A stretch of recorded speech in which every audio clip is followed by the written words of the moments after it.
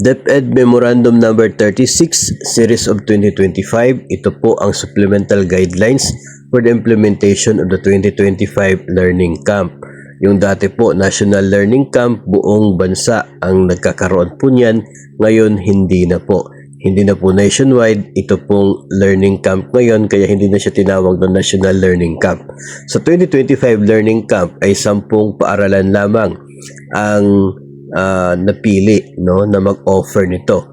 Ito po ay ang Suyangan Elementary School sa Siargao, ang Santiago Sihuko Memorial School sa Malabon City, Rizal Elementary School sa Baguio, Acao Elementary School sa La Union, Alegria Central Elementary School sa Sarangani sa Socsargen po yan, Dingading Integrated School sa Isabela Region 2, San Fernando North Central Elementary School sa Cebu Province, Don Rufino Olarte MNHS sa La Union, General Emilio Aguinaldo National High School sa Isabela at ang Alegria National High School sa Sarangani sa Socsargen pa rin.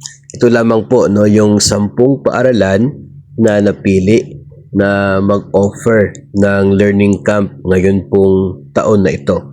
No, grade 1 to 10 ang covered ng nasabi po, no, na learning camp.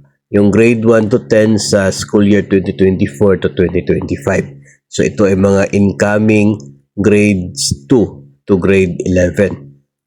Focus po ng learning camp na ito ay ang reading and mathematics para sa grade 1 to 3 and English, reading and mathematics para po sa grades 4 to 10. So yun po, sila lamang, no, ang mayroon pong learning camp ngayong taon na ito.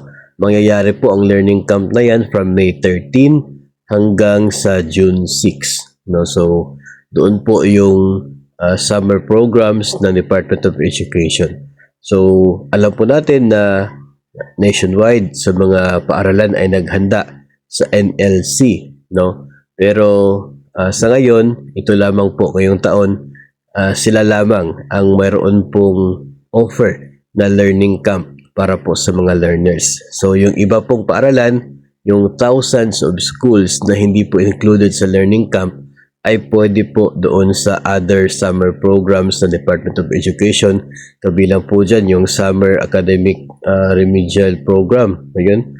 Then yung Literacy Remedial Program din po. So, pag-usapan din po natin yan in other episodes. Meron po silang kanya-kanyang mga department DepEd memorandum na kung saan doon nakapaloob yung kanila pong mga guidelines sa nasabi po mga programs, no, ng Department of Education. So, parang 4 na po sila for this year. Nandoon po, no, yung nauna po nating nabanggit before, yung BBM, yung Bawat Bata Makakabasa program, tapos itong learning camp, tapos yung Summer Academic Remedial, tapos yung literacy. So, may kanya-kanyang target audience po ang mga yan at kanya-kanya pong DepEd memorandum na basis. Pero for the issue of the National Learning Camp, wala na pong National Learning Camp kasi hindi na po siya nationwide. No, learning camp lamang po siya para po doon sa 10 paaralan na mag-o-offer ngayon pong Mayo hanggang sa June.